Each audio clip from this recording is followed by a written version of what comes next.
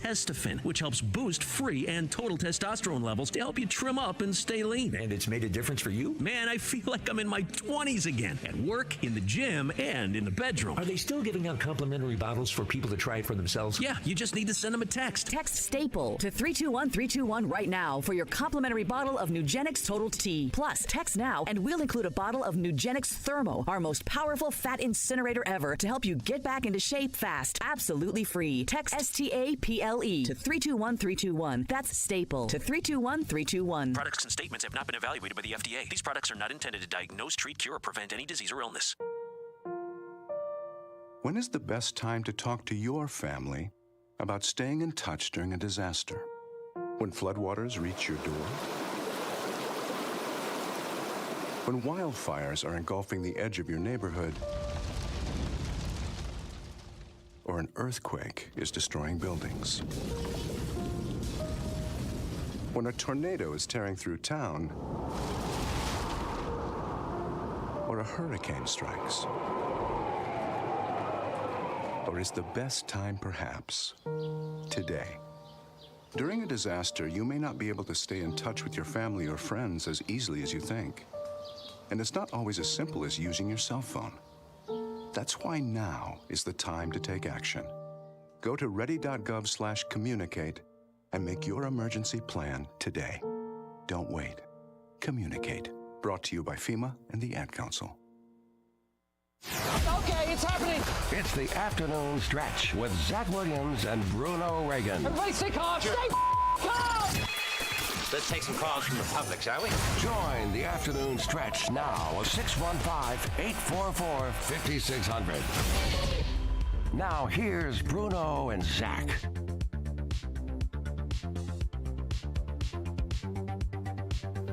Four o'clock here in the Music City. The crowd appreciates it, and we're appreciative of y'all being here with us here inside the Strike and Spare Family Fun Center studios. Bruno Reagan, Devlin McKenzie, Zach Williams inside once again. Strike and Spare. Love it. We love our friends over at Strike and Spare. Always got it. Can't ever talk enough about them. See them all the time in Hendersonville. It's always a great time. And it's a great Wednesday. The 7th. I've been having a hard time keeping up with the numbered dates. So it's always good to get to this reminder where I can look right here on my little clock here inside the studio and see December 7th on this Wednesday. And we're glad to be here with you. 615-844-5600. That is the number if you want to get in on today's show here till 6 o'clock. Got a lot of stuff going on today. Bruno Reagan, how are you doing today? Frankly, hey, it sucks. Training all the time. All I want to do is sleep, eat. That's really it. But we press forward because that's what men do. You're back in training. That's what men do. Yeah, so I train in the mornings, 2 hours every morning. Sucks. Then I go and I do judo at night. I have Murfreesboro twice this week because dude's going to be out. So, great first week. Grinder. I mean, yeah. Yeah, that's what it is. Can't say Gruder's grinder anymore. That I don't know where that stands anymore, but I know grinder. You're a grinder. Just turn the good old brain off and see how far you can take it. Yeah, yeah. Devlin McKenzie, welcome back into another show today. Yep. Feels good. Every day. I feel like yep is a great answer to that. Yep. I am. I did return. Are you feeling good? You're in shorts. It's warm again. I keep dressing like it's going to be cold outside. It's not December. Yeah, it doesn't feel like it at all. No. It's rainy and it's gray, and I go outside and I'm like, okay, it's going to be warm. I'd have to go back in and change what I'm wearing. Yeah, I've wore shorts for the past 2 days now. What are we doing? I had to open a window last night, December 6th. It was too hot in my room. Really? Yeah. Yeah, that'll get that way. I'm not an open window kind of guy though. When it get hot, I just got to turn a fan on. No, I'm an open window guy. Yeah, for sure. Ohio people. Oh yeah. That's what it is. My wife's grandparents lived up in Ohio. It was Chillicothe is where they lived up there. And they had no central heater air system.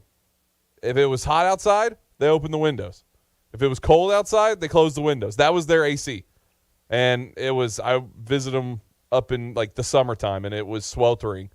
It was like you go outside and you're like, oh, refreshing. Yeah, we'll sleep with the windows open sometimes, even in December. If it's cold, just add another blanket. Yeah. Got to sleep in the cold. Yeah, Devlin, Ohio people are built different. 615-844-5600 if you want to jump in on today's show. We're going to have Aria Gerson jump on at 4:25, talk a lot of Vandy with her, talk a lot of stuff later on. And then later on in the show, too, we're also going to be talking, or not talking with, but listening in, that is, to Mike Vrabel's press conference from today. It was, I will say, not super informative. It's tough. I mean, we're going to talk about it. That's probably going to be in the second hours where we're going to look at that. But it's a tough situation. I mean, we're a day removed, John Robinson being fired from the Tennessee Titans. No matter what, you play the Jaguars Sunday. So, we could say all the speculative words or what maybe the rumors are that have been out there. Mike Vrabel's your new GM, really. GM incumbent, whatever you want to say he is, even though Ryan Crowden is there. But he's also coach, and you play Sunday. You can't just – it's the NFL. Yeah. The gears are going to continue to turn. Yeah, no, he's going to be in the meeting rooms. He's not going to be in the eval rooms during the workday. So it's new territory, and to have to learn it during the middle of the regular season, I'm sure is not going to be fun. I'm sure it's not. You know who's having the most fun right now in this whole situation? J-Rob, because he got paid $1 billion to stay home. So, hey, it's like, I don't know. I just feel like I wish I was J-Rob. That's where I'm at right now. Yeah.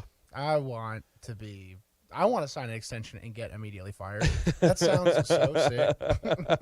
I'm just being honest. Yeah, I mean, I'm assuming it's pretty nice. Millions and millions of dollars, and you're really just gonna hang out he'll probably hang out for maybe a season without getting hired. And it's not saying he's not going to get hired. He could get hired if he wanted to at the end of the season by somebody.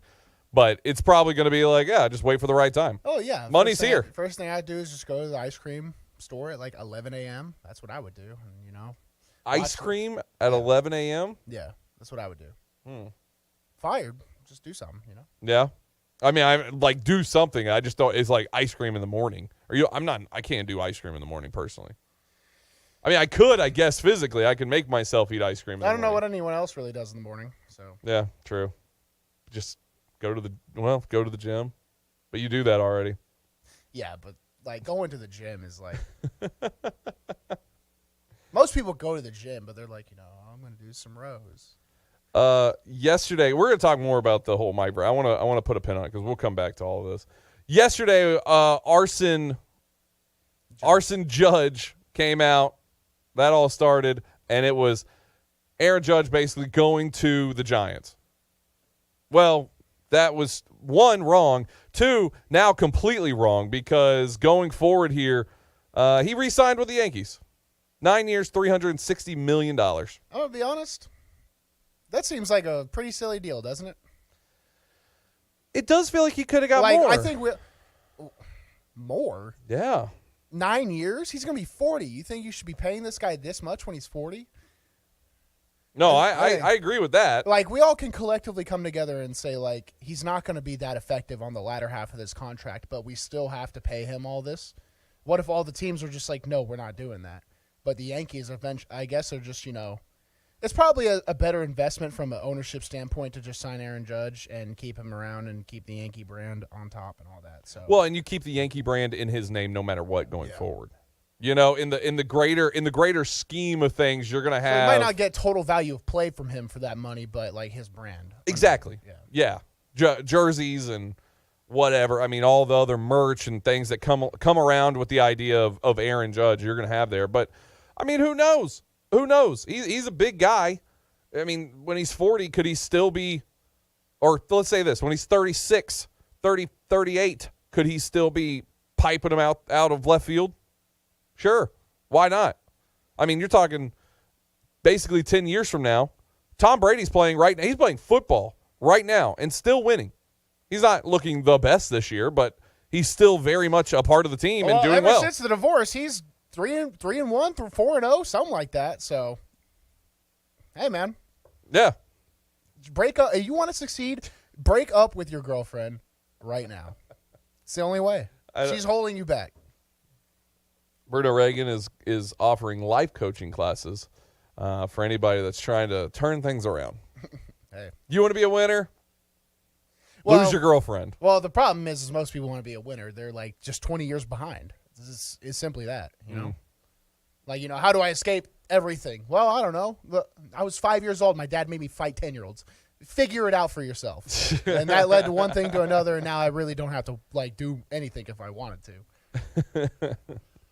So, yeah, I think boring, actually. Aaron Judge, that's what that news is to me. It really was boring. I wish it was. All that hype, all the, you know, he's in Tampa Bay, and he's hanging out with Brady before the game, and then he's caught on video in San Francisco. Do you think that was like a ploy? What do you mean? Oh, like no, I don't know. He's like, they caught me in San Francisco. What am I doing? Yankees, give me more money, otherwise these people might. No, probably, yeah. They're like, I mean, his agent's probably just like, take like a weekend vacation of these 5 spots, and, you know, that'll help me out. Yeah, that's what it's like. It's the same thing as what we're hearing with the Odell Beckham side from the Cowboys. Games. They're like, oh, well. Well, the Cowboys team is like, his ACL's broken, but Odell's like, I'm in Dallas. They should sign me. Yeah. It's a little easier. Did you see today Micah Parsons came out and said that Odell Beckham can play in 5 weeks? No, I didn't see that. Yeah, just in the locker room interviews was like, yeah, Odell Beckham can play in 5 weeks. I feel like that's not his place to say that, so that's interesting, but whatever. Micah Parsons is young, about to get Defensive Player of the Year. I don't care. Yeah, Odell Beckham can totally play in 5 weeks. He's good. I love. He told me this intimately. I love how friendship. When you get to friendships at that level of celebrity, it's like all transactional. So like, Odell isn't the star. Like Michael Parsons is like the rising star. So really, he can drop that news. But if it was like some practice squad player that was just around that heard Odell Beckham say that, you know, they would ruin his chances of being friends with OBJ. That you know what I'm talking about. It's all transactional. Yeah. Super shallow. It's honestly a terrible life. But that's the way that. Well, they're all rich, so. They're rich, and Micah Parsons is solidified in Dallas. OBJ can't walk in there and be like, you know, I forget about Micah Parsons. This guy was revealing my personal stuff. Yeah, don't tell him. You really shouldn't have done that. That's the problem there for you. Is 5 weeks, don't tell very him. Convenient, right before the playoff. Yep. OBJ can come back. Very convenient. How would you, as a team, too? You know, if say OBJ comes back, you know, when he got traded to the Rams, he was there for I think maybe 6 weeks.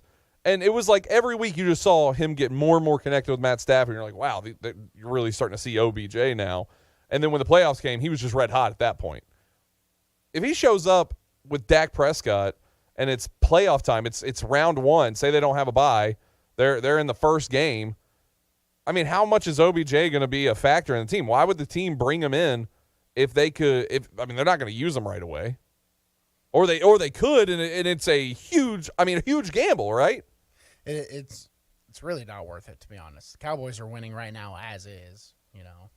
I personally wouldn't do it, but I don't know. The Cowboys are also a brand. They're different than any other sports team. Where like this move, like it gets them talking about on ESPN. They're the highest valued sports team in the world. I don't know. So maybe they think differently in a front office sense than any other team. But yeah, I wouldn't do it. OBJ's not a super difference maker. He's a productive wide receiver at this point in his career. Well, I think last year he was a difference maker for the Rams. Opposite Cooper Kupp, but it was like there was a wind up period before you were like, well, Robert Woods was the opposite of Cooper Kupp until he got.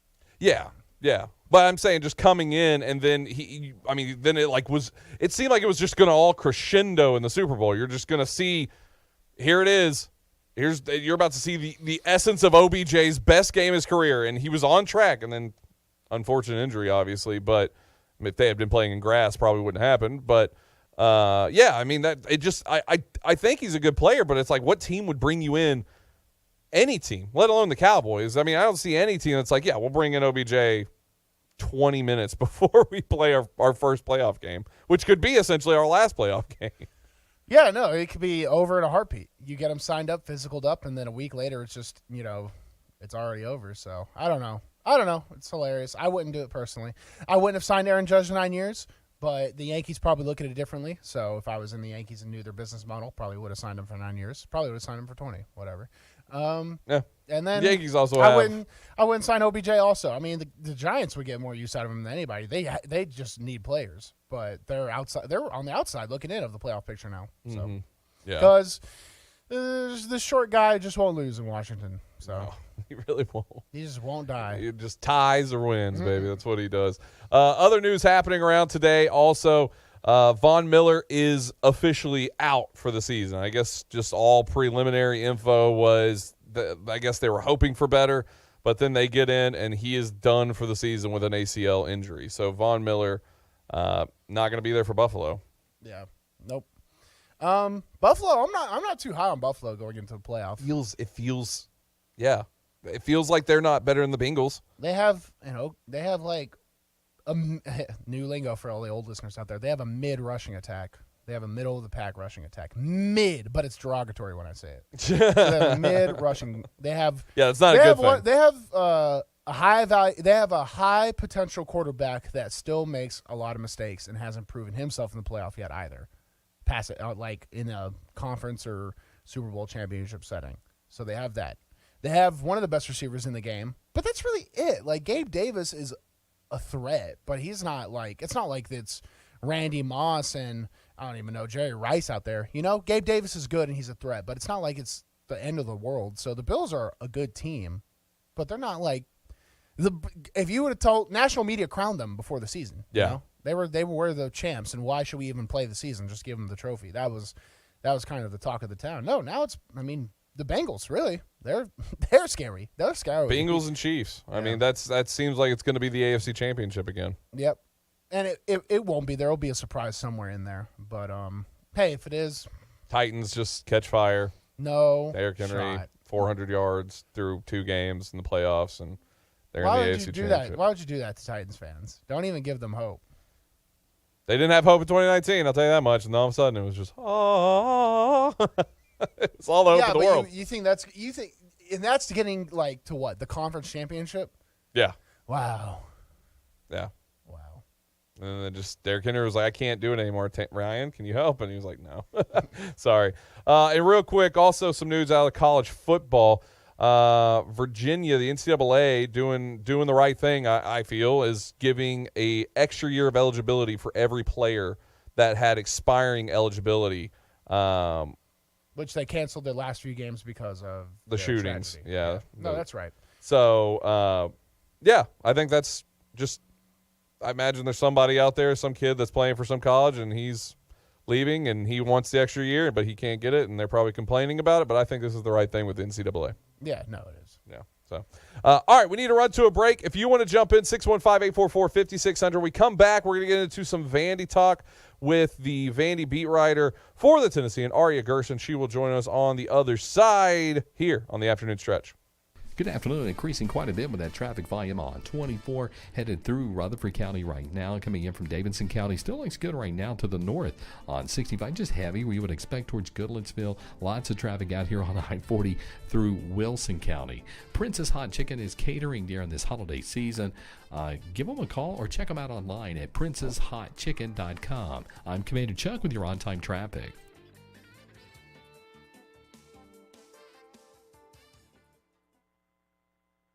Hey guys, it's Zach. Give the gift of play with the team at Play It Again Sports in Brentwood and Hendersonville. Stop in and stock up on a huge selection of new and gently used gear and equipment. Maybe you need some cash for the holidays. If you have too many bikes, inline skates, hockey, or other sports gear that you don't use anymore or it doesn't fit, get cash on the spot for your unused gear at Play It Again Sports in Brentwood and Hendersonville. They have the trained staff to help you sell your gear and help you find the perfect gift for the holidays, like a new baseball bat, lacrosse stick, yoga and workout gear, or equipment for a home gym. Or maybe you're like me and you love perusing golf clubs. Go check out what they have in their used inventory. I'm always in the Hendersonville store checking out their used golf clubs. So get cash for your holiday gifts when you sell your gear at Play It Again Sports in Brentwood and Hendersonville. And make sure to tell them Zach from Nashville Sports Radio sent you. That's Play It Again Sports in Brentwood and Hendersonville. Hey Nashville, Ray here from Run With It. Let me tell you about our sponsor, Boom Boss Craft Pizza and Tap House. And with 4 locations in Bellevue, Murfreesboro, Spring Hill, and East Nashville, they're your home for the best gourmet pizza and craft beers in Music City. Join me on Monday nights at the East Nashville location for poker night. And if you think you know everything, try Wednesday night trivia at both locations. Gourmet pizzas, craft beers, online at BoomBozz.com. Boom Boss Craft Pizza and Tap House. If you need a staycation or planning a trip to Music City, stay at Bento Living Chestnut Hill. Voted the best boutique hotel in Music City by the Nashville scene. Bento Living is located on the edge of bustling downtown. And if you're looking for somewhere to host your holiday party, whether it's an intimate gathering or a corporate celebration, they have unique spaces to fit your holiday needs. Visit bentochestnuthill.com for more information and reservations.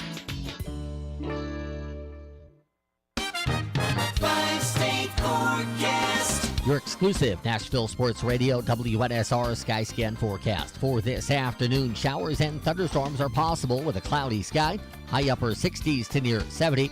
With patchy fog developing tonight under a cloudy sky, showers are likely by sunrise, low 54.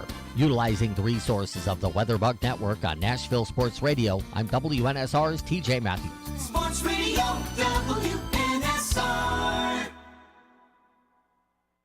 The show that makes you thankful for Braves games. The Afternoon Stretch with Zach and Bruno and Ray. The Afternoon Stretch. Bruno Reagan, Devlin McKenzie, Zach Williams here inside the Strike and Spare Family Fun Center studio. Always a good time when we get our weekly chats with Aria Gerson. Of course, you can follow her on Twitter at Aria_Gerson, Vandy beat writer for the Tennessean. Aria, thanks so much for jumping on with us again. And thank you for having me. Always a pleasure. So let's start with the obvious in this one. Where are we at transfer portal wise? I know there's been some obvious big names since all the fan is hit, and it feels like there's 18,000 kids now inside the transfer portal. Where are we at Vandy wise transfer portal news? Well, there's been the 2 big names that I'm sure everybody knows about who have gone in the portal, which is Ray Davis and Mike Wright. But outside that, it's been pretty quiet on the Vandy front. There's a couple people that we already knew were leaving, like Daniel Martin and Maurice Edwards, who got dismissed from the team. Rocco Griffin left the team in the middle of the season. We knew they were going in the portal. A couple of players who were backups who went in last week, like Jared Wheatley and Chase Lloyd. But outside of those 2 major names, there hasn't really been a lot since the portal opened up that we didn't already know were coming. With Ray Davis and Mike Wright, were those shocks at all to you personally? Mike Wright was not. I was not surprised at all by that. Just because these days in college football, if you're an upperclassman and you're a quarterback and you lose your starting job to a freshman, like 99% of people in that situation transfer. So I would have been more surprised if he had come back. As for Ray Davis, I think I wasn't necessarily sure that he would come back. I sort of thought that he wouldn't, but I'm a little bit surprised that he went in the portal as opposed to declaring for the draft, which is what I thought he would do. I was kind of like 60-40 that he would declare for the draft, but I was so surprised that he decided to go into the portal instead of declaring for the draft. Talking with Vandy beat writer of the Tennessean, that is, Aria Gerson. You can follow her on Twitter at Aria_Gerson. Where do you feel like those 2, like landing spots wise, it feels like Ray Davis has a more open track to find a school, but Mike Wright, it does feel like he's limited in certain ways. Ray Davis has announced a couple of offers. One of those is Kentucky. He announced an offer from Oklahoma State and James Madison. So based on that, he's getting looks from some good mid-level Power 5s, some high-level Group of 5s. I don't know what he's looking for, but he should have a lot of options.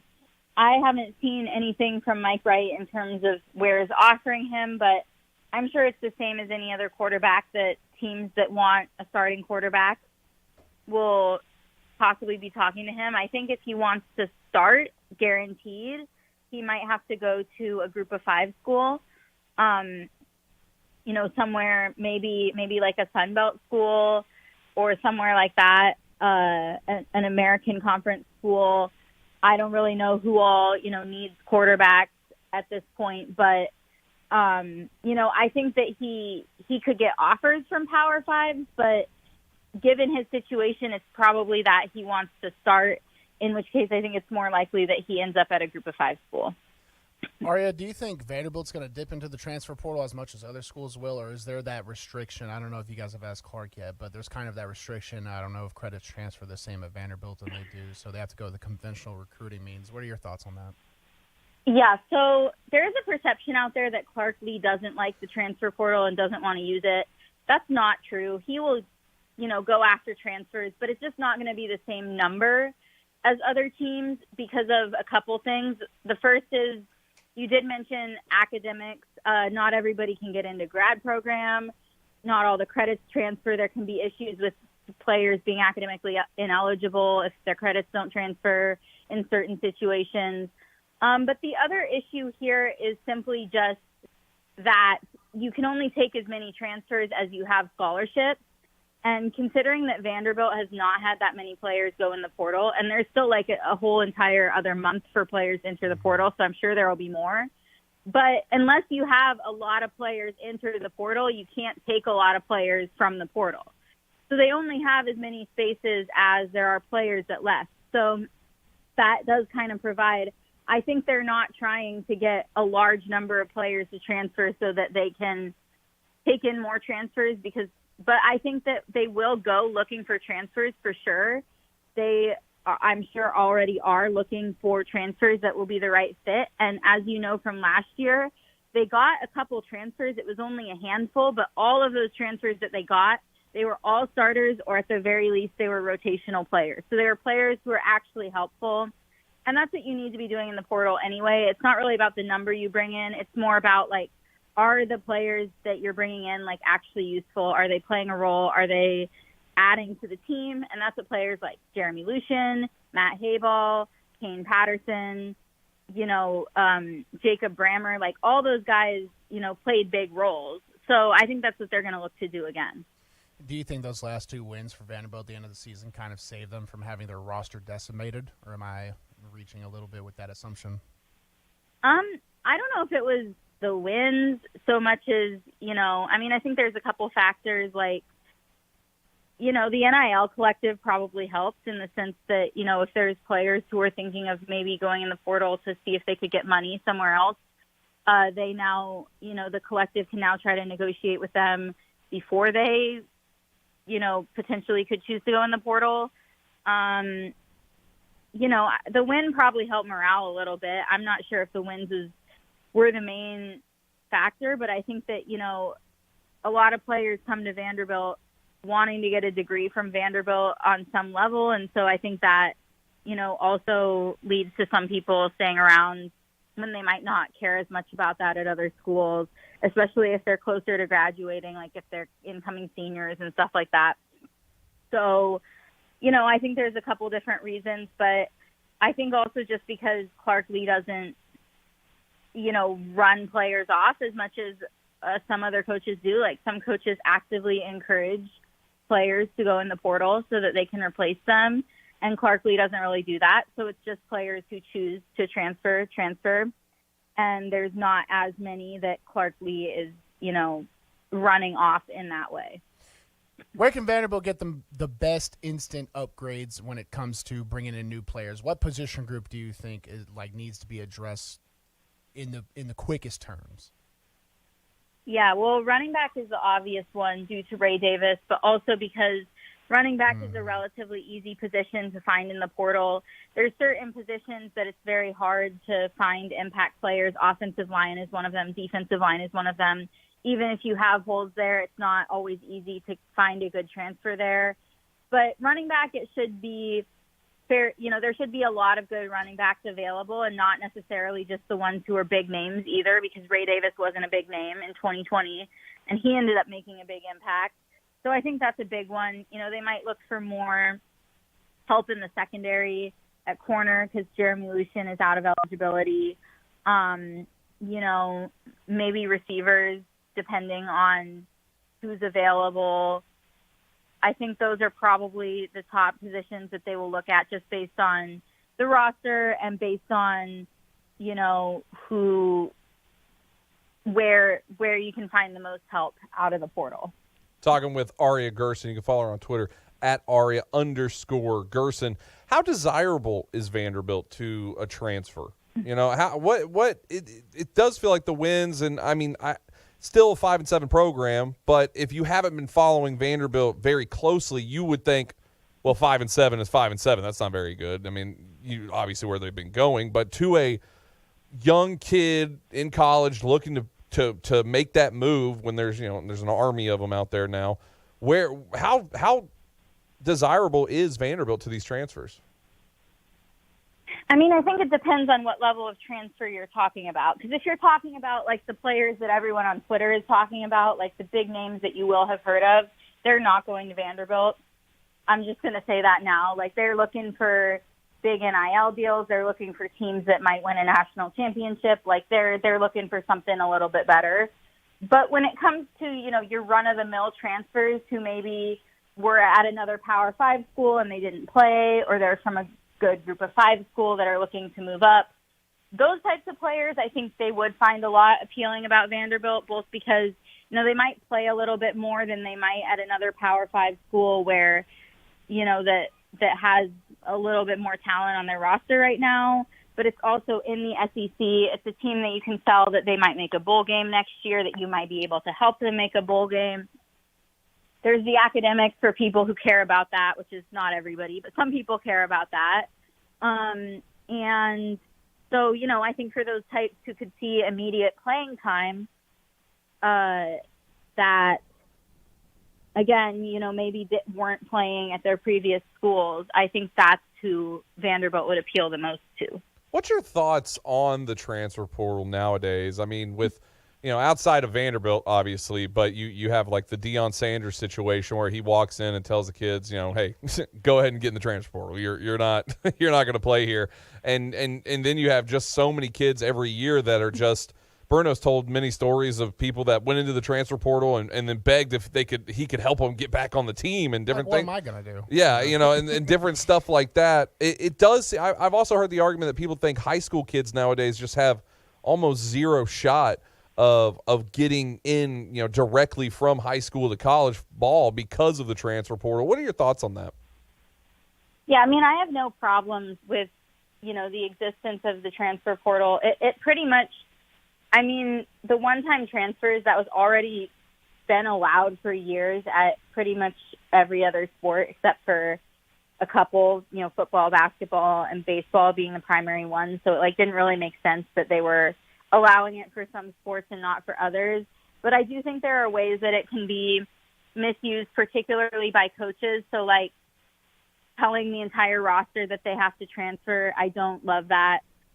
This is more not so much a thing in football, more in baseball, but teams that bring in too many players that they're not going to have the roster space for all of them, and that half of them are going to get cut when they just transferred in and they're going to have to transfer again. I'm not a fan of that. I'm not, I think it's more coaches' actions rather than the existence of the portal itself, but there's a lot of people that are getting lied to, and that's the part that kind of feels kind of gross to me, or promises that are being made that are not going to get kept. And it still gives coaches, that kind of power over players that they don't know if the coach is telling the truth or not. And so I think that's more of where the issues from it stem rather than its existence itself. Talking with Aria Gerson, Vandy beat writer for the Tennessean. You can follow her on Twitter at Aria_Gerson.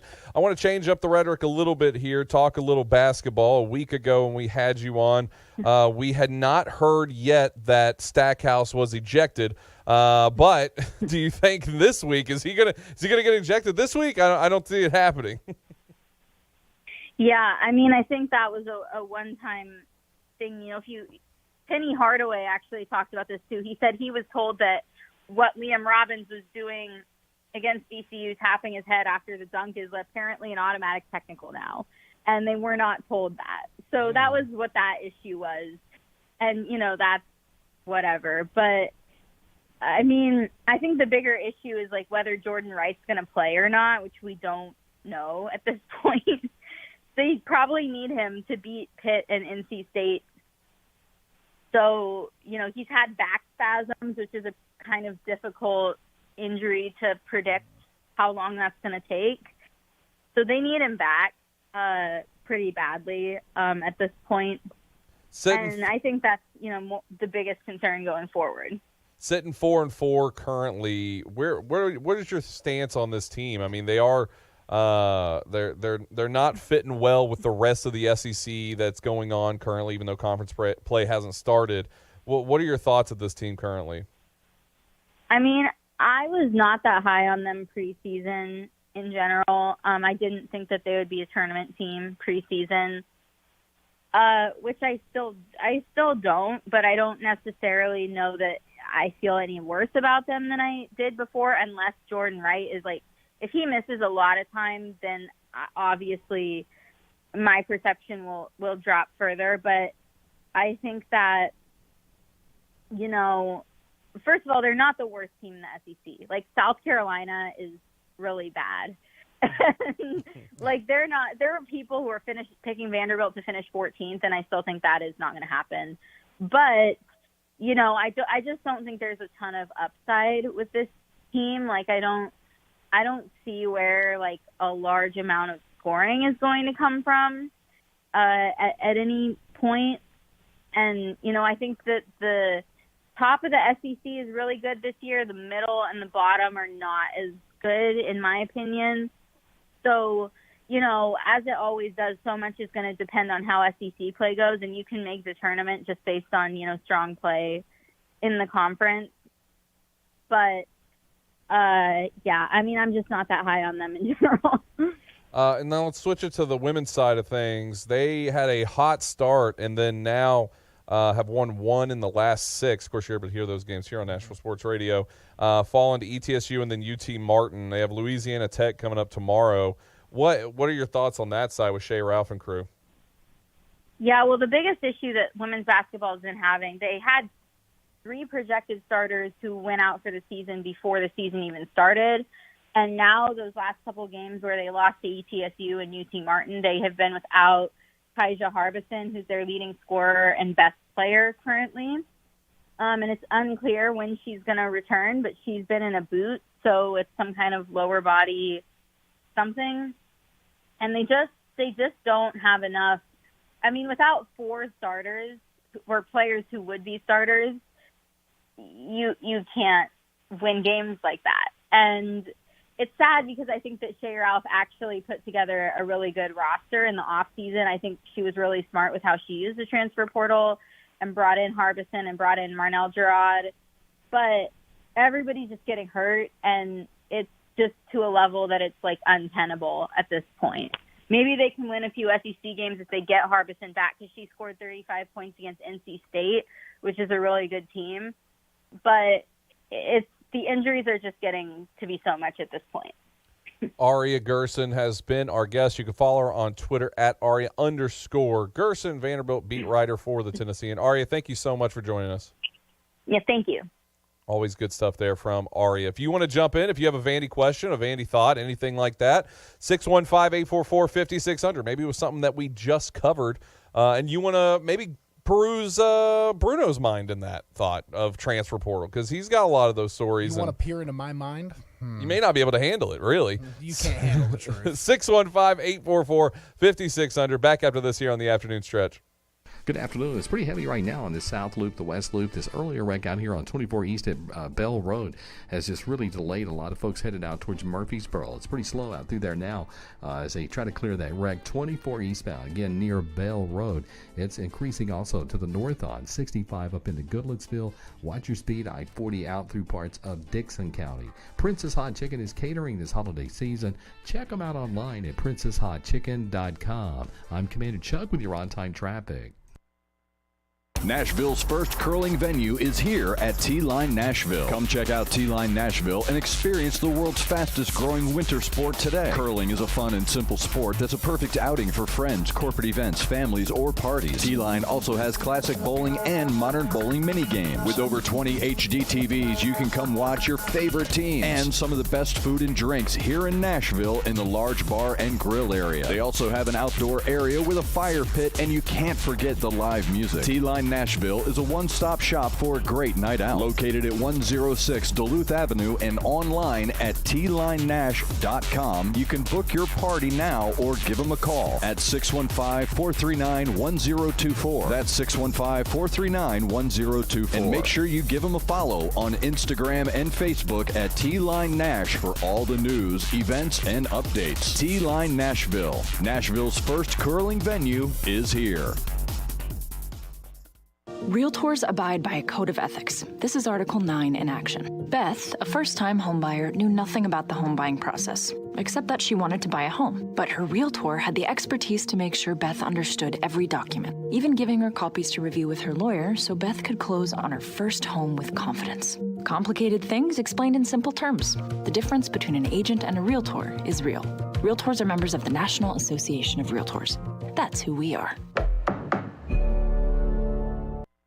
From the big game to the big dance, Bar Lines at the Omni Nashville Hotel downtown is your game day and watch party headquarters. Don't worry about entertaining guests and trying to feed everyone. Sit back, relax, cheer on your team, and let the Bar Lines staff take care of you. Grab a Bar Lines signature cocktail and enjoy some wicked deviled eggs or a Bar Lines double stack, and finish it off with some Jack and Coke chocolate cake. Bust your belly and your bracket at Bar Lines, located in the Omni Nashville Hotel, 5th Avenue downtown. It's a Bill King Show. If Nick coached another 7-8 years, I would not be shocked at all. I wouldn't be. Now, I'm not predicting it because I don't think you can predict that kind of thing. We don't know that. If he coached to 80, I would not be flabbergasted. Weekday mornings beginning at 6 on Sports Radio 560 on 95.9 FM. The Afternoon Stretch. It's a radio show.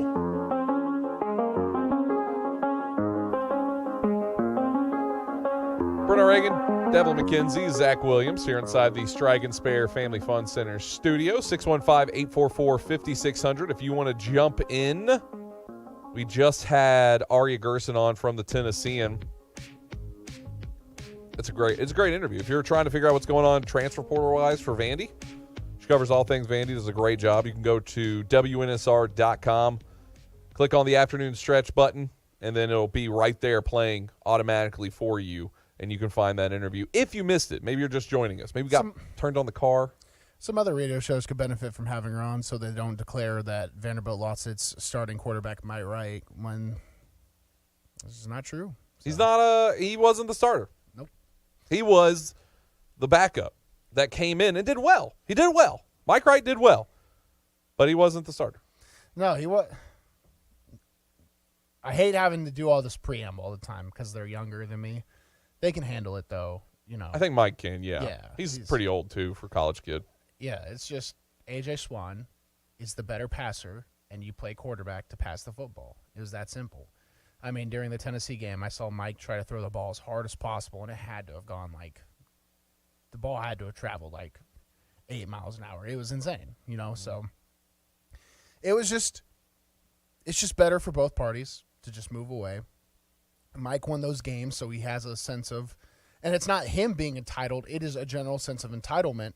When you win games, you should play, right? That's why he had to start that Tennessee game. I agree with that sentiment.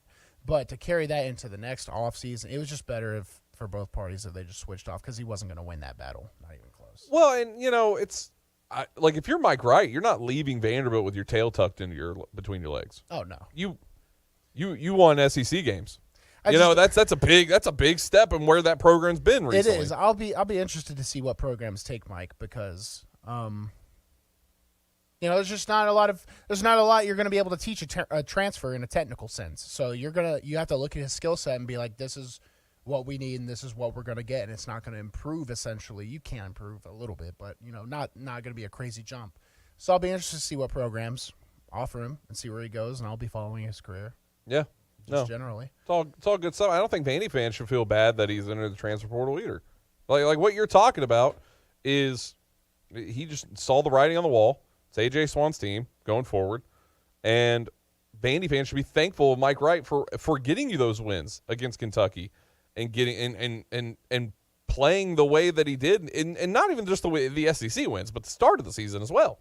Start of the season, he was leading the nation in touchdowns.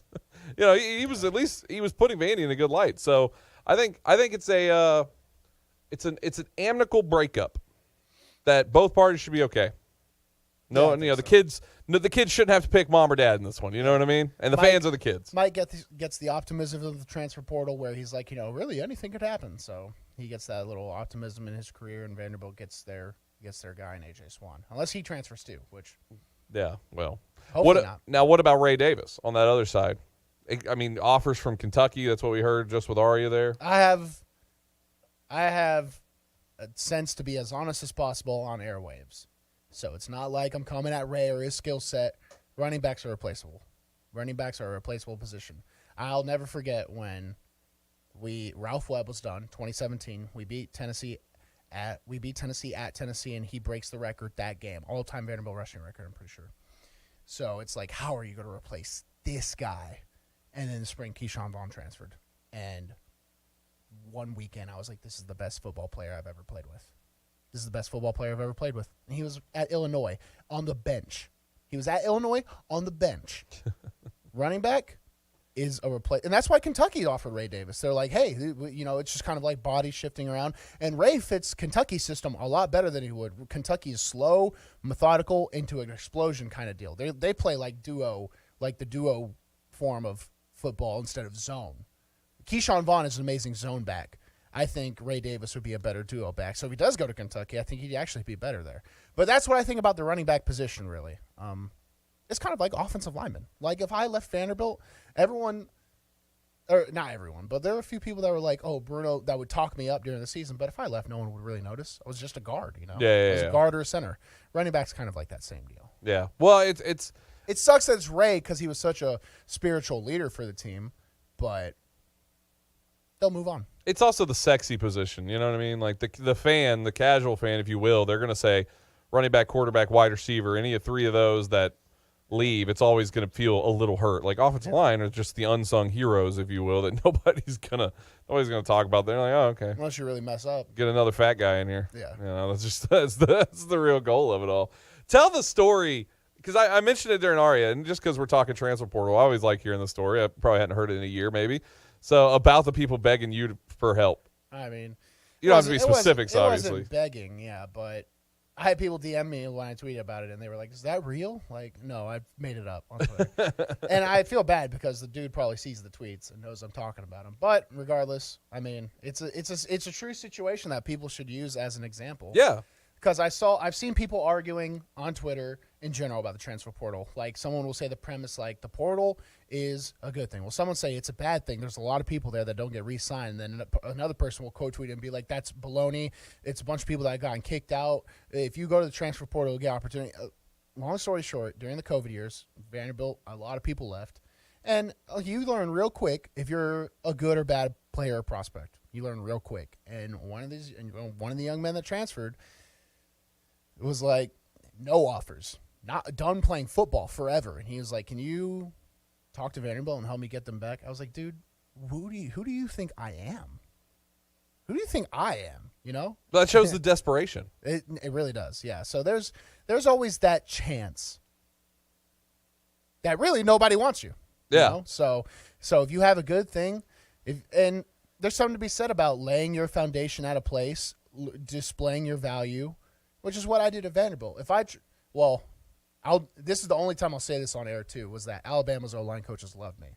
So if the transfer portal was around, who knows where Bruno Reagan would be right now. But my coaches didn't like me that much. But I worked up to the ways in their eyes to where I had value. And I knew I had value at Vanderbilt. So I never wanted to explore the unknown. Like, what if I was like, oh, Alabama loves me? Then they were like, oh, this fat kid actually transferred? No, you're not coming here, right? So that's kind of the thing. Grass is also always greener on the other side. I feel like that's a lesson a lot of people learn in their mid to late 20s. You move jobs, you move cities, and you're like, I'm going to start new. This is where I lay my foundation. Then you realize, wow, I left my entire network, or I left my entire body of work in another place, and it's not that easy to start over. And there's always people always think it's going to be better, and it's not. Yeah, it's just not. And there's a lot of opportunity at Vanderbilt. You just have to be able to take advantage of it. And what does that mean? That's very cliche. Yeah, it is. You got to figure it out. Go talk to people. One of my buddies found the first rich young lady he could find and married her. I don't know. It just works different for everybody. That was a fun wedding. Yeah. I think it does need to be told, those kind of stories, because it's the cool thing is to go into the transfer portal. That's really what it is. The kids love the idea. They post and they see the social media presence of people you went to the transfer portal. Yeah, they want to get recruited again, and it's just not that way for all people. And unless if you're willing to go play at an FCS school, like if I went to transfer portal, Austin Peay was my only offer, I'd have to live with that. Yeah. It's as simple as that, and that's your decision. That's your accountability. So I saw an account that was watching on our Twitter feed, which just popped up. This account can't be. It is more tailored to us than I've ever seen an account. Oh gosh. The handle is at, no free shout out here, but it just works. I mean, it just is at UTC Commodore, and in the profile, it's Commodores fan, Mox fan.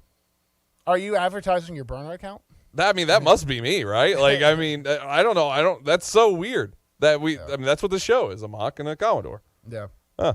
Anyway, I thought that was really crazy. It really caught my eye. So shout out to that account. Follow me. I try to get out of getting into the locker room at Vanderbilt. What does that mean? I don't want to talk to the kids or know what's going on in the background. That's just not me, and that's not what I want to do. I'm not a journalist. Yeah. I like to think I'm more of the entertainer and commentator side. So I don't need that sort of connection. But the people that do were telling me that before they won those games, what they told me was Vanderbilt's going to get absolutely destroyed in the transfer portal. And so far, it's been very tame. So it shows you what winning can do. Oh, absolutely. We need to run to a break. If you want to call in, 615-844-5600. Good afternoon. I'm looking live at a crash here in South Nashville on 65 southbound at Armory. It's just adding to that insanity, trying to get down into Brentwood, Franklin on 65 southbound here at Armory on this crash. It's still heavy, very heavy sometimes here on 24 and back out towards Murfreesboro, Rutherford County as they try to clear up that wreck near Bell Road. Busy, but it's moving. I-40 out through Mount Juliet. Christmas time in the Smoky Mountains is just gorgeous. Check out the holiday lights. And if you're up there, be sure to stop by Ripley's Aquarium in downtown Gatlinburg. I'm Commander Chuck with 2022 NASCAR Cup Series champion Joey Logano on why he chose Mario Andretti to introduce him at the NASCAR awards stage. I mean, it's a no-brainer for me. That was the question. They asked me, who would you like? In about a half a second, I answered Mario Andretti. Just for so many reasons. He's been such a great role model for me, not only as just a racer, but as a person for so long, right? As a childhood thing, like I said up there, I had his picture on my wall, right? As weird as this sounds, I looked at Mario Andretti before I went to sleep every night as a kid, right? He was sitting right next to my bed. And I thought it was the coolest thing that he signed something to me. It came from my grandfather, a friend of his, got it at a race one time, and it just said, chase your dreams. And I don't know, I guess it's always kind of stuck in my mind. And getting to know him over the years, we have a partnership together with MagnaFlow, so I got to get to spend some time with him that way and run his throwback car at Darlington. Was one of the coolest things to get to do. And to hear him up there, right? That's still a pinch me moment, because it's Mario Andretti. I don't know, he's the man. To hear him, the fact that he knows my name, I think is really, really cool. Forget going up there and introducing me as a NASCAR champion. So no brainer for me, because it was such a cool connection there, and so cool to see him here and to take the time, right? It's kind of inconvenient for him to come all the way here to Nashville to just do that, but it meant a lot. You're on the final lap. This is Staples. So rumor has it that Staples has everything I need to ship. We have all the shipping supplies and services you need. Boxes? Yep. Mailers? Yeah, and we have UPS here in store. Huh. What will Staples think of next? Right? No, seriously, I'm asking, what will they think of next? Staples is your one-stop shipping destination. Now get 50% off shipping boxes, mailers, or tubes when you buy 5 of the same item in-store or online with 1-hour pickup. Staples, the best-kept secret in shipping. Ends 12/31. Exclusions apply. Visit staplesconnect.com/shipping for details. Finding great candidates to hire can be like, trying to find a needle in a haystack, but not with ZipRecruiter. Its powerful technology actively finds and invites qualified candidates to apply to your job. So while other companies might deliver a lot of hay, ZipRecruiter finds you the needle in the haystack. See why 4 out of 5 employers who post a job on ZipRecruiter get a quality candidate within the first day. Try ZipRecruiter for free at ZipRecruiter.com/free. That's ZipRecruiter.com/free. NFL Plus is here, which means no matter where you are, this is how you football. You can stream live, local, and primetime regular season games on your phone or tablet, 45-minute game replays, and more. That's how you do it right there. This is the NFL for every fan. This is football freedom. This is your game on the go. Wherever you are, this is how you football. Go to plus.nfl.com/radio and start your free trial of NFL Plus today. Terms and conditions apply. The afternoon stretch with Zach Williams and some dude named after a 1940s cartoon baby who was in reality a gangster on the run from the police.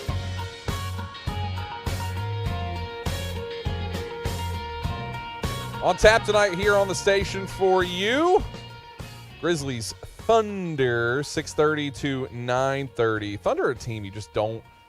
Ever since Kevin Durant left, Russell Westbrook left, they're just a team you don't hear about anymore. That is the one that, we asked this question a long time ago. What team is the most forgettable team in like sports? I might say Thunder have like trended to be that team. We forgot about Thunder. I mean, Oklahoma City Thunder. Who cares? That's the real. I'm not trying to be mean when I say that, and they're not good either. So the Grizz should get an easy win in that one. That should be an easy one. But 6:30 will be broadcast start. 7 o'clock tip-off. Yeah, Sacramento Kings, Oklahoma City Thunder. Man, what other teams are forgettable? How do you remember them? The Athletics. I think Oakland A's, there's a strong contingent of Oakland A's fans out there. Moneyball helped them a lot. You're right with that. Moneyball was a big reason why people care about it. And here in Nashville, people love the Oakland A's because it's always floated. Like, they're going to leave. They'll go to Nashville maybe. That's always floated around. But, I mean, everything I've ever heard, it's just that'll never happen. Yeah. Another team will leave way before Oakland A's ever do. United States men's national team. Forgot about them last week. I mean, yeah, they're done. Should have continued to win, bozos. I don't know what to tell you. You should have beat the Netherlands. So, that's on them, really. No, I know. Performance issue. They suck. That's what John Robinson got hit with. Performance issue. I mean, United States national team and Titans are the same thing. Just get to the round of 16 and then they're out every single year. First hour's done. Second hour coming up.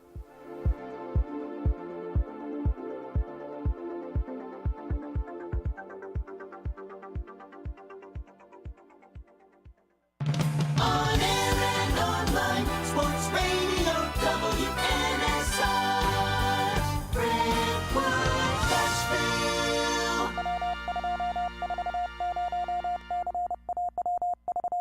ABC News, I'm Chuck Severson. After Senator Raphael Warnock's victory in Georgia's runoff election, Democrats will have a 51-seat majority next term, allowing them to pass measures with a simple majority instead of needing a tie-breaking vote from Vice President Kamala Harris. The Vice President says it shows America wants to eliminate gridlock in Congress. I think his win also speaks volumes about the desire of the American people to expand a majority in the United States Senate that concerns itself with solutions and actually getting things done. Supreme Court justices heard arguments today in a North Carolina redistricting case. The court's decision could determine control over federal elections. After the targeted attack on 2 power substations in North Carolina, officials in Moore County estimate power will be restored to the remaining 35,000 customers by midnight tonight. Schools will reopen to students Friday. The investigation into the attack continues. This is ABC News. Do you know a special woman who deserves nothing but the best for the holidays? This Christmas, spoil her with soft, silky, naturally nude pajamas. The next best thing to wearing nothing at all. Naturally nude pajamas, exclusively at Pajamagram, are smooth to the touch, light as air, truly seductive. Order today and Pajamagram will include a free matching naturally nude nightie. That's a $75 saving on a best-selling holiday gift. Yes, ordering today gets you a free $75 nightie. Definitely an effortless way to let her know how much you care. Now you can give her 2 sensuous gifts that she'll love to relax in. But hurry. Year after year, naturally nude pajamas sell out. So here's what you need to do. Head to pajamagram.com or text the word GIFT to 41234. That's GIFT to 41234. Order today, ships tomorrow. As a professional realtor in Nashville for more than 40 years, Richard Courtney is one of the city's top-ranked real estate brokers. He's also the author of 2 books and the real estate columnist for the Nashville Ledger. What does all of this mean to you as a home buyer or seller? Expert knowledge, guidance, and trust. Give Richard Courtney a call today at 615-300-8189. That's 615-300-8189 or online at richardcourtney.com.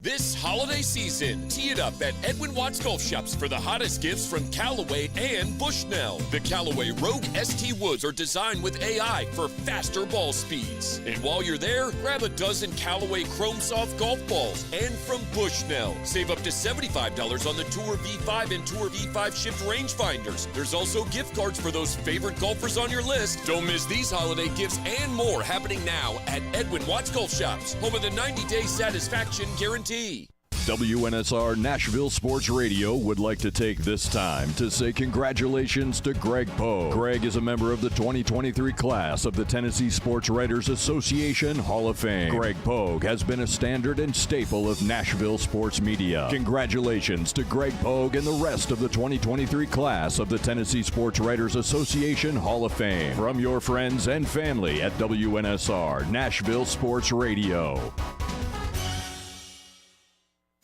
Okay, it's happening.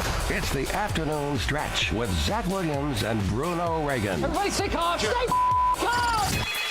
Let's take some calls from the public, shall we? Join the afternoon stretch now at 615-844-5600. Now here's Bruno and Zach.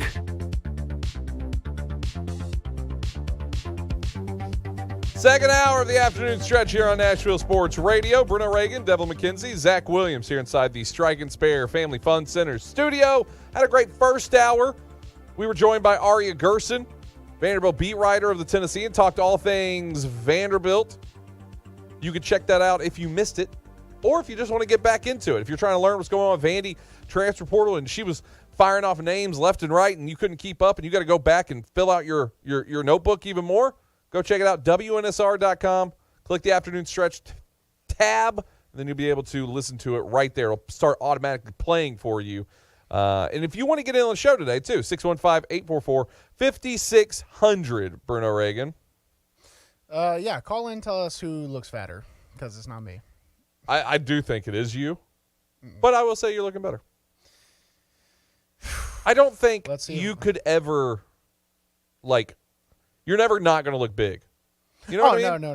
No, that's absolutely true. You're 6'3". Yeah. But you're just a wide person. I think even for myself, I don't know if I could ever look even if I got skinny, I would still be wide. 310, 315 is a long-term goal for me. So yeah. Because when I was it's achievable. When I was 6'1", 6'2", I was 285 pretty lean. So at 6'3", I'll give it 305, 310. No, helps being big boy season, though. You know what I mean? Huh? Helps being big boy season. Yeah. Well, just even if it's warm. I don't know if you can tell. I'm struggling today. Can you tell? Yeah, you're tired. Yeah. But you do this every time you get back in your training. I just don't know if I'll be able to overcome. It's going to be a grind, all the way to March. You got to make sure you sleep. How much did you sleep last night? Went to bed at 11:30. Woke up at 7:30. Oh, that's good. Yeah, I think that's good. I was you're 11:30. I woke up at 1. No, it is. Hey, I know. And when I'm not training hard, I usually stay up super late, 2 to 3. It's hard for me to sleep. I've had that problem when I get on my lab can of gummies. It's always been better. But no, there's I can't even take the gummies anymore because I'm so tired. It's inducing me to want to sleep 12 hours. You're also, we talked about this earlier, you're in keto.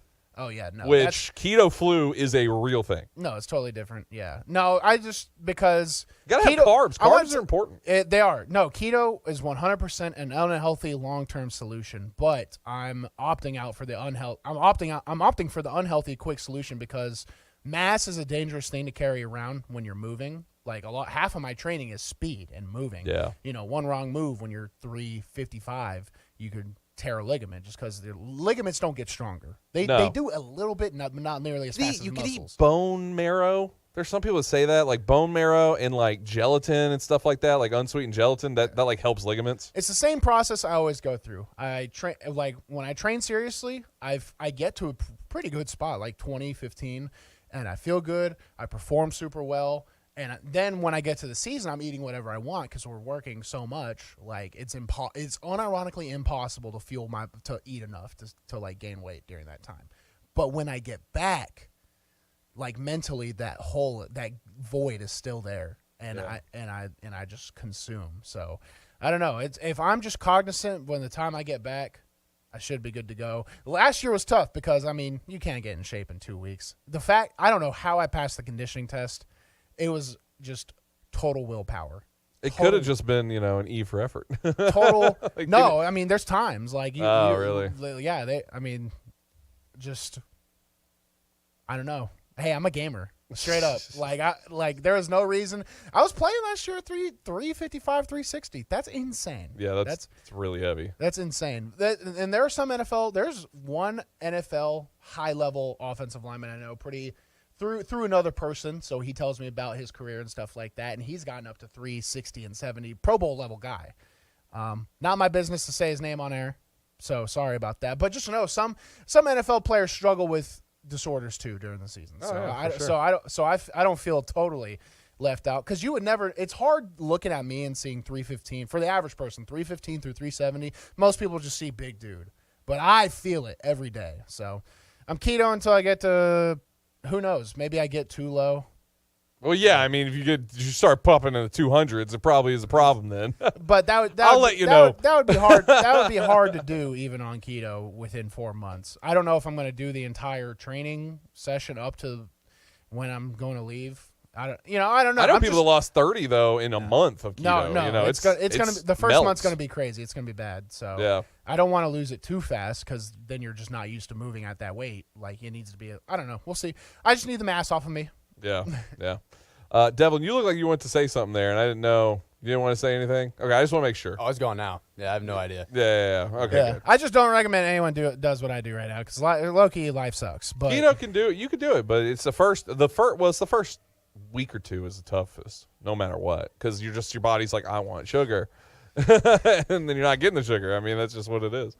Hey, speaking of wanting and not getting it, there was a lot of questions that were asked and media members were wanting answers from Mike Vrabel earlier today. And I got to say, he didn't really give much. We're going to listen into some of his press conference from earlier today. This one, obviously, he starts off going about John Robinson and the firing. So this one's pretty important. Let's listen in from earlier at St. Thomas Sports Park. For giving me the opportunity to lead this football team on the field, to coach it each and every day. And with that, obviously, change is never easy, but we realize that we all have a job to do. That job is evaluated each and every day. I told the team this. I met with all the staff, and that, we have a personal relationship with John, everybody here in some capacity. And so our personal feelings aren't what's important. What's important is that we respect and understand the decision, and that we, move forward aligned and do everything that we can to prepare our players and be great for them as we go out against the Jaguars at home with a division team.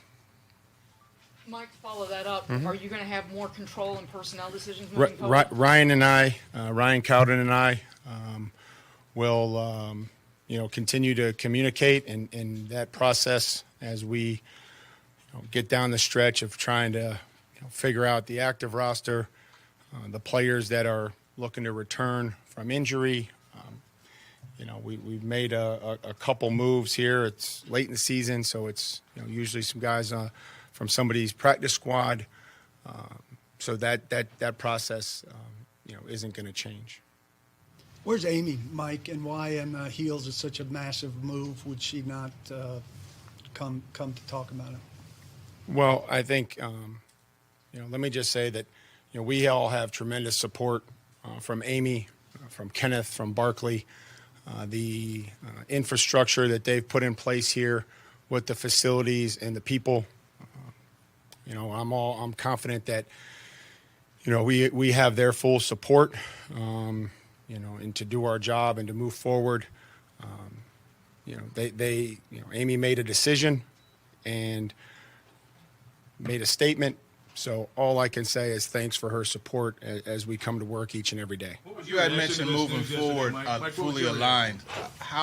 You had mentioned moving forward, fully aligned. Was there a degree where you guys weren't aligned? No. I mean, I just, I think I want to be very conscious of that, with every department and every person in this building, whether it be the football team, the equipment staff, the coaching staff, the personnel side. I'm just very conscious of that, and want to be respectful of anyone's personal feelings. Is the time that John spent here. That's all my focus is, and just making sure that those are understood, and but also respect the decision, and make sure that we're doing our jobs better today than we did yesterday for the players. So as far as you and John in the John and I have a great relationship. I spoke with him at length last night, and thanked him for the opportunity, like I said, to coach this football team and to lead this football team. I asked him if there was anything that he wanted me to share with the players, which I did, because the timing of it, I know that, there was things that he wanted to thank the players, for their efforts, and he saw them each and every day.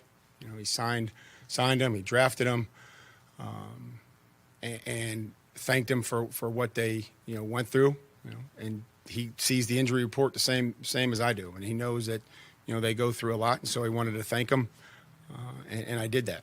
How much did the way the game went down in Philadelphia Sunday, did that have any impact at all on the timing of this decision? I know that Amy informed me of the decision, and I can't speak to the timing of it. I can't speak to the decision of it. So I'm sorry I can't help you. I think those are things that Amy could speak to, which lends again to the question as to where's Amy right now? Well, I can't. I'm not going to speak to her whereabouts. I think that I can only express the support that she's given us, given me as the head coach, and the communications that we've had since this decision. Mike, what do you think the message that is being sent here from Amy to you all, but also to the players right now? I think the message is the same as it's always been. Is we're charged to win, we're here to win championships. That we all have a job to do. That we're held to a high standard, and that we're evaluated each and every day on that job. And that's the same thing I told the football team and the players this morning. She said that the roster construction was one of the major reasons. Were there people drafted and signed here who you did not want? No. Again, John and I have and had a great relationship. He, included. I appreciate how he included the coaching staff in the evaluation process. Ultimately, I reported to John. John was the general manager. We communicated each and every day. Our focus was on the roster as it stands today, the guys that we have, the players that we're moving forward with to get ready for Jacksonville. Do you feel like that roster construction was as much yours as his, or almost? I think that we're all involved. Everybody here in this building, is responsible to do everything that we can to help the players and make sure that I'm doing my job to prepare them and make sure that the message is clear, the keys to victory each and every week, and how we need to play to win the football game. Do you feel like you had enough involvement in that construction? I'm sorry? Do you feel like you had enough involvement in the construction of this roster right now? My focus is clearly on the Jacksonville Jaguars. It is like, what do we need to do? Who's going to be available to look back and to reflect? My job was to do everything and to support the personnel staff wherever I could, to make sure I coordinated the coaching staff and ultimately get the players prepared. That goes on this week. This is, again, the timing and the change is never easy. We recognize that. we're looking forward to it. The players had a unbelievable attitude. They're looking forward to getting back into football, after having lost. And, we try to explain to them that, we started the season 0-2. We won 7 of the next 9 games. We lost the 2 losses were against the teams that played in the AFC Championship game. After 9 quarters, we lost 2 games by 7 points, and we went on the road and got beat by a better team. And so I want to try to keep things in perspective. I've asked them to do the same thing and understand where we are and the opportunity that lies in front of us. You just look back there. Doesn't this is a massive move for 20-minute conversation off of the Jaguars? That's a fair question. Did you have enough input into the my message is to the players. That's my focus each and every day. Is about them and how I teach them and the message that I try to convey to them. And whatever happened or whatever was in place, the only thing that matters now is what we do going forward. Mike, was this move a surprise to you? Again, change is never easy. I'm focused on where we're at right now. I think that there's surprises that happen each and every day. I respect the decision that Amy and the ownership group made. I appreciate their support as we move forward to play the Jaguars. How much input will you have on who they name as the new GM? I think we'll have, I would imagine, I don't know, we'll have conversations. I'll support them and help in the process however I can. We haven't had those conversations. So my focus, again, is now on today and where we're at. I will absolutely fill whatever role or help in any way when the time comes. What role did you have? What, if any, role did you have in the evaluation of John in your eyes? What role did I play in? I mean, did you assist them at all in the evaluation? You evaluate the entire roster here and the team. Did you help at all in their evaluation of John? No, I was informed of the decision, and not this wasn't a decision that was that included me. It was a decision that was made, and I was informed of that decision. Who has final say on the roster between you and Ryan? I mean, I think ultimately Amy does. I would say that we're just trying right now to work forward to see where we're at with the guys to finish the season. We've signed guys, we've brought guys in, we've signed John Reed, Terrell Basham before that. I don't see that as being something that's even, any sort of issue. I mean, we're trying to find some guys out there that may help us going down a stretch. So that's from a little bit of the press conference. There's some weird sides of this. We got to run to a break. We're going to discuss some of the weird answers he gave there. We're going to highlight a couple of them. If you heard any that were weird, or maybe you've already heard the press conference, jump in, 615-844-5600. Not everything is great right now over at St. Thomas Sports Park. That's the real side right now. Not everything's great over there at Nissan Stadium.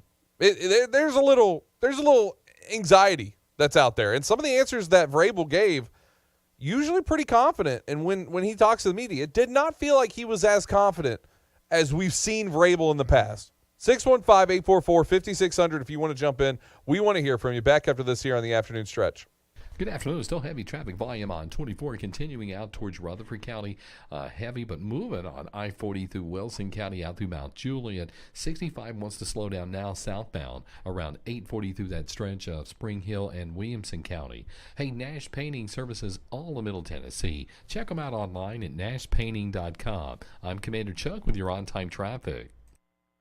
Located at 5410 Murfreesboro Road in the heart of Laverne, City Slickers is one-stop shopping for all your liquor, beer, and wine needs and has been a multiple winner annually in the Best of Rutherford County voting for Best Liquor Store and Top Wine Shop. Featuring the lowest prices, the best customer service with unsurpassed knowledge, City Slickers offers the largest craft beer selection in Rutherford and southeastern Davidson counties and has beer on tap at its Growler filling station. station. City Slickers also sells mixers, sodas, snacks, tobacco products, and the Tennessee Lottery, and can place special orders and assist with all your events and even wedding planning. Make sure you follow City Slickers on all their social media or just give them a call at 615-280-7469. That's 615-280-7469. Located in the heart of Laverne, City Slickers. Are you over 50? Would you like to get up to 33% more income in retirement? Then call now for this free book, Annuity Do's and Don'ts for Baby Boomers, from a leading financial firm on maximizing your income in retirement. That's right, free. This free book reveals little-known truths about annuities in simple-to-understand terms that will help you make the right choices before buying an annuity. And it's free. As a bonus, we'll also throw in a free annuity rate report summarizing the rates and benefits from financially strong insurers. Call 800-715-9880. That's right, Annuity Do's and Don'ts for Baby Boomers and Annuity Rate Report, both absolutely free for calling today. Call 800-715-9880. That's 800-715-9880. Sponsored by Annuity General. Producers have the appropriate licenses for the products they offer. Increased income is possible using strategies suited to your goals and may require buying multiple annuities and holding them full term. Tired of the same old company holiday party and looking to reward your team with a fun night out? What about something different for a birthday party or group gathering? Hello, this is Philip Cox of Strike and Spare Family Fun Centers, and we specialize in group events no matter the size at our Tusculum, Donaldson, Hermitage, Murfreesboro, and Hendersonville locations. Plus, Hendersonville and Murfreesboro offer enhanced entertainment options with bumper cars, laser tag, roller skating, and more. 'Tis the season to have fun with family, friends, and business associates, and there's no better place to do it than at Strike and Spare Family and Fun Center. Visit strikeandspare.com to learn about the group outing option. Strike and Spare, where fun is bowling. Grizz Nation. Make some big Memphis noise and don't miss your Grizz this Friday at 7 as they battle the Pistons on Adoptable Pet Night. Presented by Hollywood Feed. Arrive early as the first 5,000 will receive a player pet calendar. Get hyped, get ready for a star-studded show and secure your tickets today by calling 901-888-WHO or online at grizzlies.com. Grizzlies, Pistons, Friday at 7 right here on WNSR, Nashville Sports Radio. The show that would make visiting aliens blow up our planet. The Afternoon Stretch.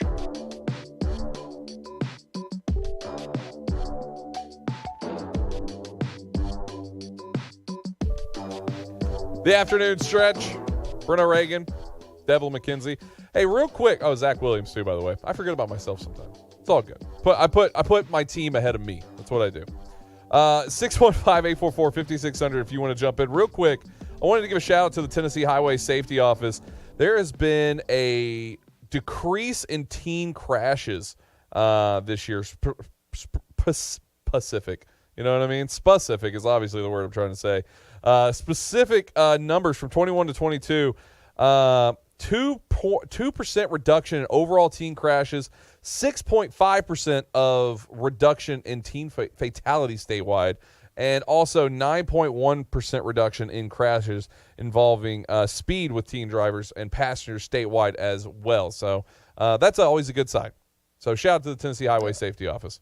Let's go to the phone line, 615-844-5600. Isaac from Nashville. Isaac, how you doing, buddy? I'm doing great. How about you? Feeling good, looking good. I'm so proud of Emmy, the owner of the Titans. I'm a long-time Titan supporter, but I've never rooted for the opposing party to beat the hell out of us like they did. I did this week because I think management was pretty bad to trade the golden goose that we had, and the goose came back to bite us. It's about time that they got sensitive to these players who bring us glory and all of that. No, that's ridiculous.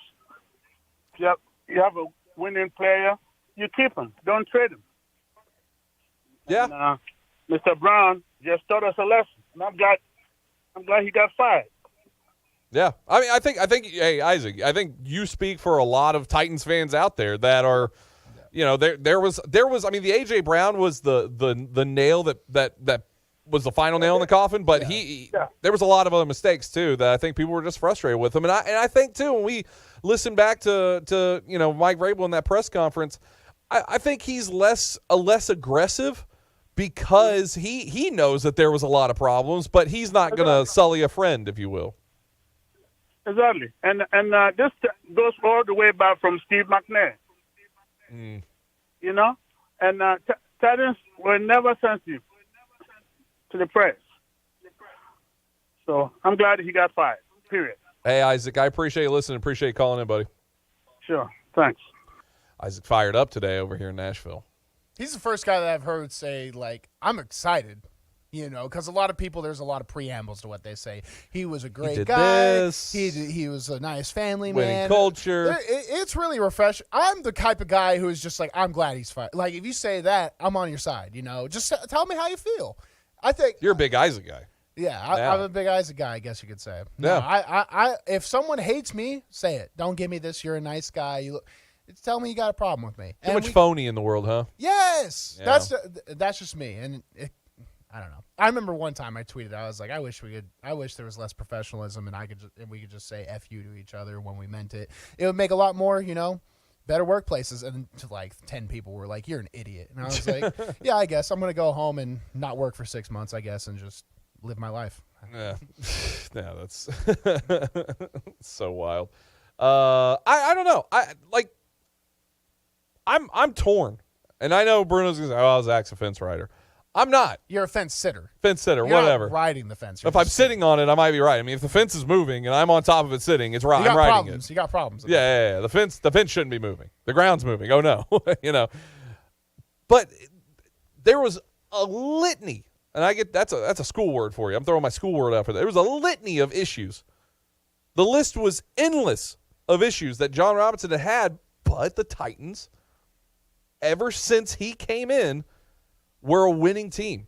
You know, in the past 6 seasons, can you name, there's 2 teams that have finished the season above 500 in the NFL? Steelers, Tennessee Titans. Who you got? Pittsburgh Steelers, Tennessee Titans. Nope. Kansas City Chiefs and the Tennessee Titans. Steelers have finished 500. Over 500 is what I said. Yeah, Steelers hadn't had a losing season, but they, you know what I mean? But it's been the Chiefs and it's been the Titans in the past 6 years. The commonality of that is John Robinson.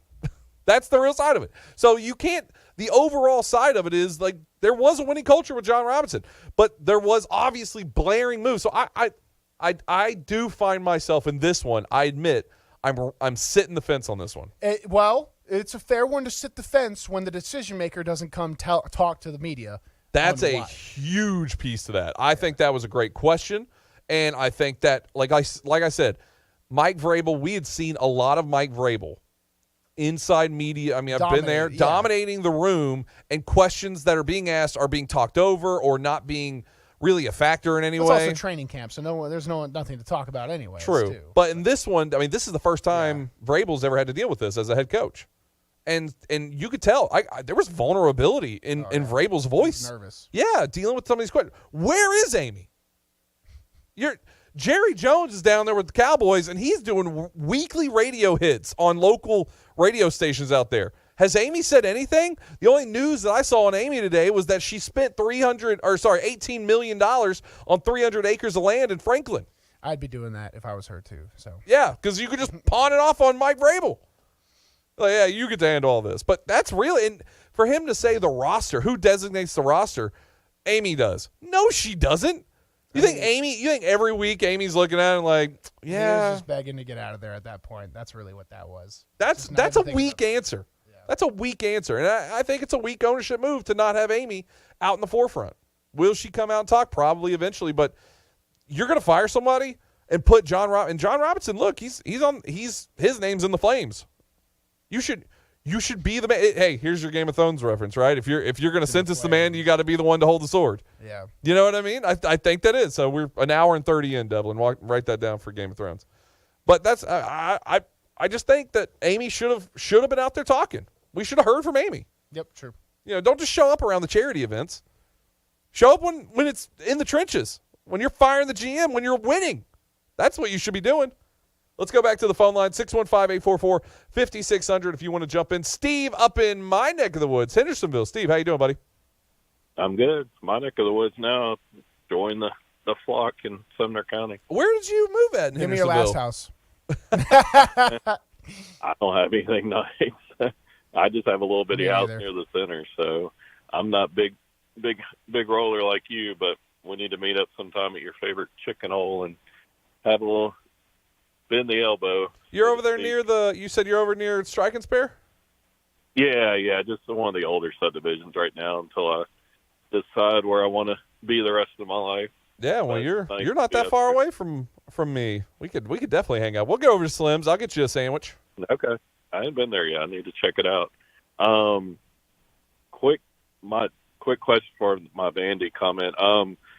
Does Brable, does he entertain Koharski, or does he want to punch him in the face, or does he think it's funny that he's kind of a jerk, or they're kind of similar? I might have an unpopular opinion. I know Koharski can come off as a jerk, but I think Nashville media needs him. Like, he's like the only like when something like this happens, he will ask what everyone else is thinking. I don't want to ask it. I don't want to ask it. And he'll do it. I'll tell you too. Also, Steve, from the behind the scenes, all the different things, I think a lot of it's overplayed and overhyped. Just everybody's really professional. Seeing this was my first year of like really getting deep inside of it with everybody and getting to meet everybody. And I had my, as a fan or as a listener, like thoughts on these people. And I got in there, I was like, oh, everybody's cool with each other. So yeah, I imagine some people get annoyed at some point with somebody, but to the most part, everybody's really professional and cordial. Yeah. You're Philip Cox said that today too, Bruno. That Koharski's good. He has, he doesn't ask softball questions, so he just has a weird way about it. Value. On Vandy, sorry not to talk football, but I wish I had half his fashion sense, but I don't see Stackhouse going any higher than the level they're at now. What are y'all's thoughts as far as? I just hate that it's basketball over there. Just nobody even talks about it or thinks about it. Yeah, well, what's the realistic path to optimism for Vandy basketball? It's all in the players, right? I mean, recruiting is so much more important than basketball. You have 5 players out there, so you get a guy like Scottie Pippen Jr., you can at least be like, oh, we still have this cat. There's always a chance. What's their chance now? That's what worries me. So they basically have to pull a rabbit out of a hat to he signed the extension, so unless they pay him out, it's not like him having the worst season in the world is going to get him out of here. But you got to give the fans, something just to be optimistic about. And that's the thing. It's also tough too because it's college basketball. It seems so tough because I would say, man, if they could get like an elite big man in to play for Vanderbilt, but those days are gone. Like the elite big men and the elite real players, like they're going G League. They're going different ways outside of college. They're not playing in college anymore. It's pretty insane to me, but I get it. But it's because it's just a one and done kind of scenario. And it's just I can't believe people really just have the chance to get free degrees and they don't take it. I don't know.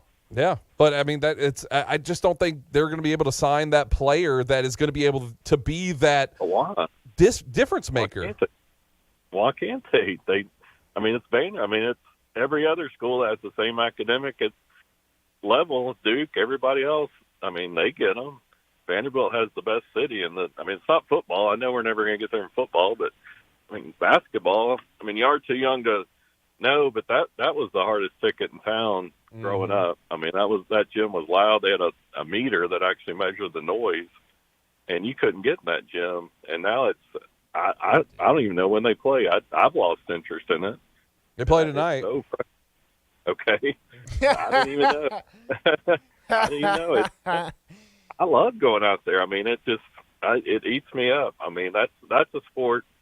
We're there in baseball. That's a sport we could, not win a national championship, but make the tournament. Competitive, yeah. It doesn't take 30 guys like it does in football, and the SEC's not good in basketball besides Kentucky and Tennessee. It just, I don't know. Well, that's changed. That's changed though, Steve, because the SEC has gotten good at basketball. Missouri and Alabama and all these different teams have really stepped up, and the talent level in SEC basketball has really grown a ton in the past 4 years. So, I think that idea has made it harder for teams to pull in different talents. On top of the fact that they, a lot of the top talent basketball players are getting scouted on these AAU teams and then going to G League, and then they never even see college. So, I mean, I just think there's a bigger problem all around with college basketball. And I don't know. I think you're right, Stack. I don't know if he's going to be able to, because Scottie Pippen was a top talent in college basketball, and what's he doing now? You know, it's not I just think that there's just I don't know, a lack of opportunity for Vanderbilt to grow. And I'm not saying it can't happen. I just think it's going to be tough. It's a shame. Hopefully they'll get there, or somebody at Vanderbilt doesn't make a quick trigger. They're not going to pay anybody. So I don't know. But, oh, well. Yeah. All right, boys. Y'all have a good night. Hey, appreciate it, Steve. Thank you. 615-844-5600. He was going to say anchor down there. That's what he was going to say. So I wanted to throw it out for him. Steve likes to end it with an anchor down. Got to give it to him. Let's go back to the phone line. 615-844-5600. Jeff in the borough. Jeff, how you doing, buddy? What's going on, Zach? Did you watch a lot of the Blue Cross Bowls this weekend? The big 9 games there in Chattanooga. I did. I watched majority of them, I would say, is what I watched, but definitely watched the Beach and Oakland game, and that one, for a second there, I was like, hey, Beach is going to hang with them, and then I walked out of the room and walked back in the room 20 minutes later. They were up 40. Much. I was like, oh, no. pretty much over with, but I saw where 2 Chattanooga teams won there. Baylor beat NBA, kind of surprised, and Tyner won, so I thought that was kind of surprised. You were surprised 2 Chattanooga teams won down there? I'm not surprised Baylor won. That's a home game essentially for them, and they're just such a good program, and it just feels like every year in that division it's Baylor and McCallie the last 5 years or something like that. It's been pretty much. They had won a state title since the 60s, I think. Yeah. Well, they won this time. Yeah. They had won it so long. Well, McCallie's been so dominant lately, and it's just iron sharpening iron up there. Yeah, pretty there. much. But I was going to ask you. I saw where today I was reading where Tim Tebow might be a high school football coach. What do you think about that? He'll probably be good. I mean, they say he might be candidate Lipscomb. I don't know if y'all haven't seen anything about that or not. But no, I haven't seen that at all. That would be. I think that would be awesome for Nashville if they got him in. They had like 10 names that they thought would be candidates for the job, and they thought he might be one of them. But I didn't want to say, the Titans. What's his name? Robinson should have been gone a long time ago. He shouldn't be gone after the draft. But what would you think? What would you say if the Titans made Vrabel head coach and GM? Would that be a good move? I think they've already secretly done it. Yeah. I think they're like, yeah, we have an interim GM right now, but I think Vrabel has all the power currently. Okay, well, he said it's not like he had to fire that press conference. He's the one who won talking. I don't know. I guess Amy Adams Trump don't want to talk. She just wants to buy land in Franklin, build a big home on it. I guess she got all that cash. She rather spend it on the home than spend it on ball players and championships. So. Or maybe a secondary stadium in case everything falls through. Well, I know where they got to wait 2 weeks to vote. They tabled it again last night. Did you see that? Yep. The council tabled it again, so I guess we'll be. They said they want the more public input on it. They say so. I don't know. They say there's a lot of backlash to the statement. Have y'all heard anything about that? Oh, there's tons of backlash. There's tons of backlash. Bruno and I talk about just in the idea of traffic alone. I mean, it's going to be 3 years of hell. Well, what I'm saying is that the only thing they did say is they approved the hotel motel tax, which I think is good. The hotel and motel folks wanted that, so Well, some of them didn't want it, what I understand, but most of them did, I think. But some of them didn't want it, they say, but I don't really know. But nonetheless, and one final thing I know is this is a basketball thing, so you guys hadn't heard this, but the SEC network is going to do a show like they did football. They're calling it Southern Hoops, History of SEC Basketball. It'll start at the end of January. It's going to be 7 parts, just like football was. So I just didn't know if y'all heard about that. So it's going to go through the history of college basketball and SEC? SEC basketball. Yeah. SEC. Kentucky probably mentioned 10% of the time, but they really love Kentucky. It should be mentioned. They'll say Adolph Rupp in there a lot. They should be the whole damn documentary. Whole damn museum. The rest of them just go to the pot. But y'all hang in there, guys. Have a good week. See y'all. Thanks, buddy. Uh-oh. Tame Jeff call. I know, that was. It started spiraling there at the end, but he got off. I wonder what show he was watching in the background. That's really fun to hear. It's like when you would call in my high school show playing Madden. Yeah. At least the sound was off, though. You just hear clicks of a button or something like that, How about we, I don't know, turn it off before you call next time, Jeff? Maybe we could do that. Or, talk louder than it. That would be That would be helpful probably, but, it is what it is. We got to run to a break. If you want to jump in, final segment coming up, 615-844-5600. We might get into a Bruno's Bets -- Zach Bets coming up on the other side. But before we go to the break, now is the perfect time to download FanDuel, America's #1 sportsbook, because right now new customers get a no-sweat first bet up to $1,000. That's free bets back if your first bet doesn't win. Just sign up with the promo code TAS, the afternoon stretch. TAS. FanDuel has all of your favorite bets, from the money line to the point spreads to player props. I'm a huge fan of same-game parlays. That's always been so good and fun. It makes so much more money, and you can put it all together. And if you feel confident about some really easy favorites, then it's a good way to make some money extra on top of that. All on an app that's safe, secure, and super easy to use. So sign up today with promo code TAS, the afternoon stretch, for your no-sweat first bet. That promo code again is TAS.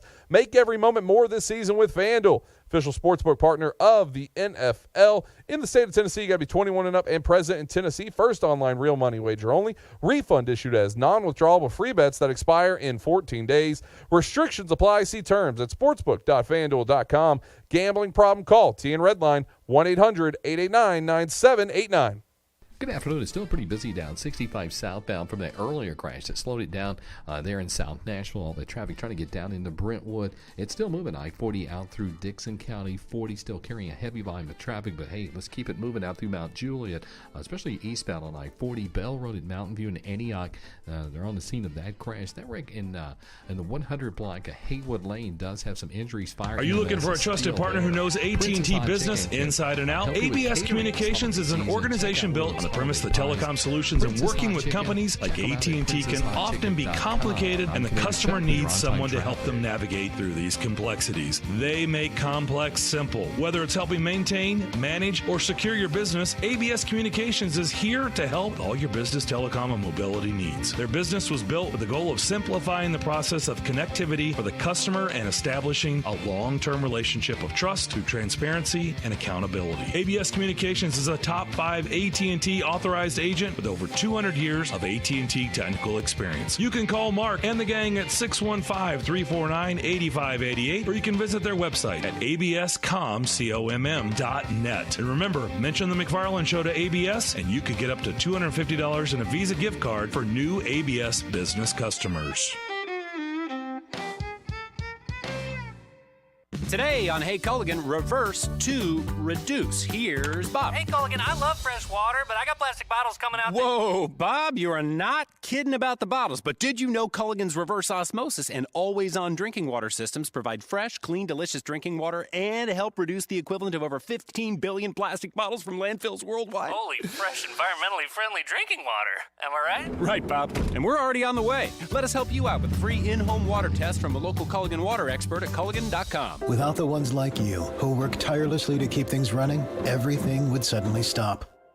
Hospitals, factories, schools, and power plants, they all depend on you. No matter the weather, emergency, or time of day, you're the ones who get it done. At Grainger, we're here for you 24/7, with supplies and solutions for every industry, and access to product specialists ready to help. Call, click Grainger.com, or just stop by. Grainger, for the ones who get it done. From the big game to the big dance, Bar Lines at the Omni Nashville Hotel downtown is your game day and watch party headquarters. Don't worry about entertaining guests and trying to feed everyone. Sit back, relax, cheer on your team, and let the Bar Lines staff take care of you. Grab a Bar Lines signature cocktail and enjoy some wicked deviled eggs, or a Bar Lines double stack, and finish it off with some Jack and Coke chocolate cake. Bust your belly and your bracket at Bar Lines, located in the Omni Nashville Hotel, 5th Avenue, downtown. Your exclusive Nashville Sports Radio WNSR Skyscan forecast. For this afternoon, showers and thunderstorms are possible with a cloudy sky. High upper 60s to near 70.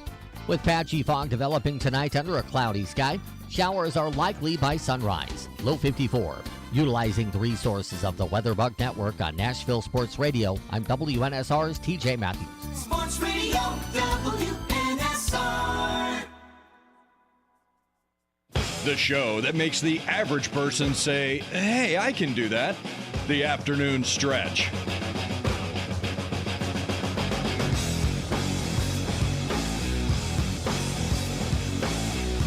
Some news that just came out. This story, was this beginning of the season? I guess it would have been about September or so. Matt Ariza and some San Diego State football players had been accused of alleged gang rape, which had came out. And Ariza, of course, was on the Buffalo Bills, and then the Buffalo Bills ended up releasing him. Now, those players and Ariza will not be charged criminally in that rape case. Yeah, I just want people to know that doesn't mean they're like instantly innocent or anything, but it's definitely a development. You asked me if you think he would play in the NFL. I don't think he will again, but you never know. This is the quote from the district attorney's office that says, ultimately, prosecutors determined it is clear the evidence does not support the filing of criminal charges and there is no path up to a potential criminal conviction. So I wonder if they overcharged him, though. I don't know. We'll see. And again, hey, not a lawyer, so. Yeah, that's an interesting one. All I know is people don't get themselves in these situations. Smart people don't get themselves in these situations. They don't even allow an opportunity for this stuff to happen around them. So, if he was any other position, maybe I'd say he finds a way back in the NFL. And if this is where it dies, and there's no, but yeah, no, I think you're onto something. But a punter, it just, Brett Kern was great here. He got sailed out for a rookie because they wanted to spend less. He got sailed out for a rookie, and then he immediately went to bat for the guy who fired him on Twitter, which is the most punter thing I've ever seen. So, yeah, is what it is, I guess. Hey, let's get into Bruno's bets. Now, it's time to make money off of other people playing sports because taking gambling advice from a guy named Bruno isn't shady at all. This is Bruno's Bets. Zach edition. Because I feel like I got something here. I really do. Basing off scores alone, right? Like this is not taking... I'm not taking severe analytics. And I just want to say this real quick before you get on. I'm going to fade whatever you pick because you okay, good. Me. No, that's fine. Well, I faded you because I just needed Alvin Kamara. That's all I was doing. Okay. I just needed Alvin Kamara. Well, you also took the over. Yeah, because my idea was like Alvin Kamara has a big day and he scores a bunch. There was a plan. But I understand it. I'll let you fade me today. That's fine.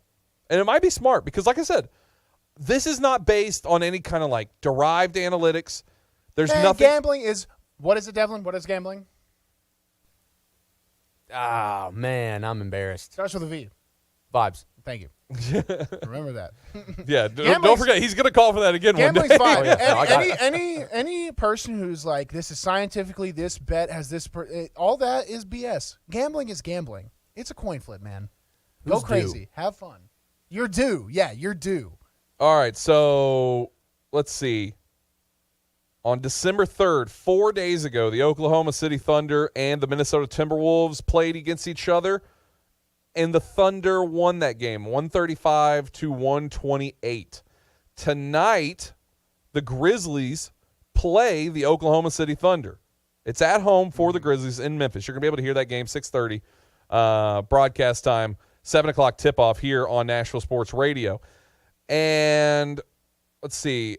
This was a few days ago. I believe it was actually the last time we talked to Eric Hasseltine here on the show. November 30th, the Grizzlies played on the road against the Timberwolves and lost 101-109.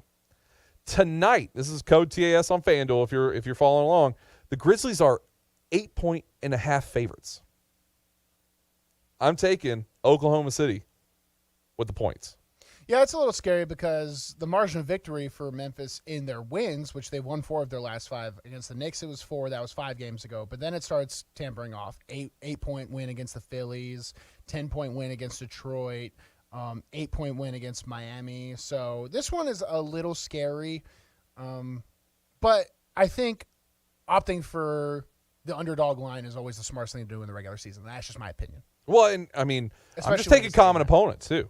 Yeah. Common opponents. Grizzlies had a fit and lost against the Timberwolves, and Thunder, who we just deemed one of the most underrated or unrelevant franchises. teams.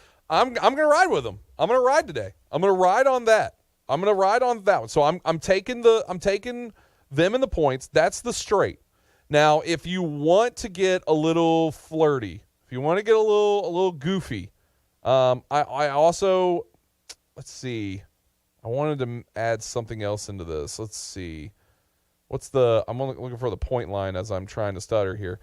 29.5 for Ja Morant is the over-under line in points. I'm taking the under. Taking the under on Ja Morant tonight. That's over his season. His season average right now is 28.5 points a game. So it's a little bit of an interesting line. I think scientifically, if you really do want to look at the analytics and the numbers, you would get a lot higher chance of taking the under. So that's my full kit and caboodle. It's just 2 legs. I was gonna fade you, but no, these are smart picks. I like them. And they're vibes. This is a vibe. If you like vibe picks, this is a vibe pick. Yeah, I'm in on this one. I like these picks. So Ja Morant under 29.5 tonight. Oklahoma City Thunder plus 8.5, and that gives you a whopping total of plus 222. Twos are wild tonight. I like that. It's a good lucky number there to have as well. Yeah, the scariest thing about the Grizzlies is they're just super explosive. So even if, like, say the Thunder are up 3 with like 2 minutes to go, there's still a chance the Grizzlies cover 8. That's the scariest thing about the Grizzlies. But for the sake of our money, we hope not. And I want to say this too. The Zach's bet is the Oklahoma City plus 8.5.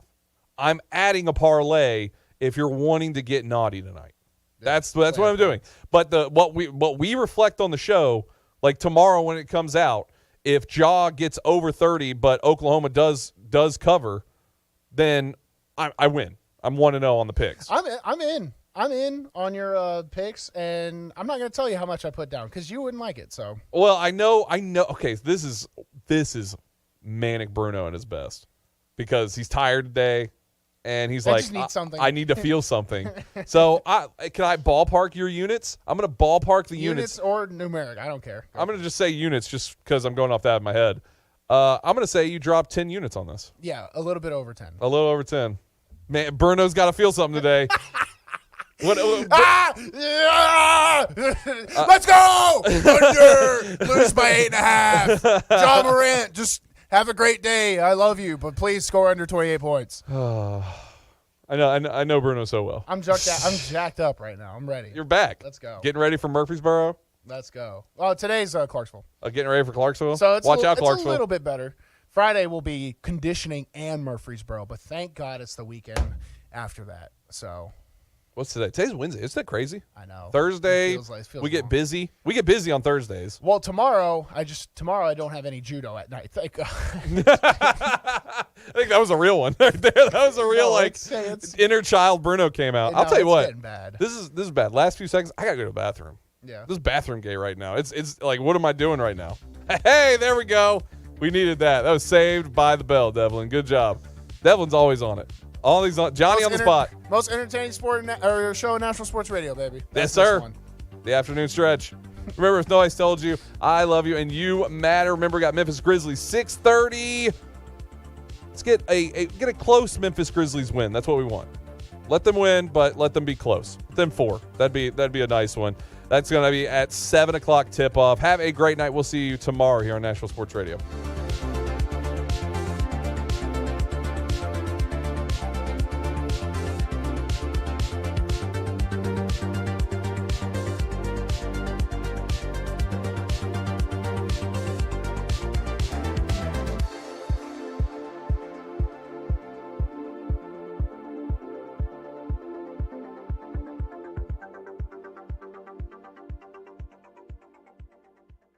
Are you tired of your current vehicle? Maybe looking for a new or pre-owned vehicle? Hey guys, it's Zach. Hayes Nissan of Rivergate is the best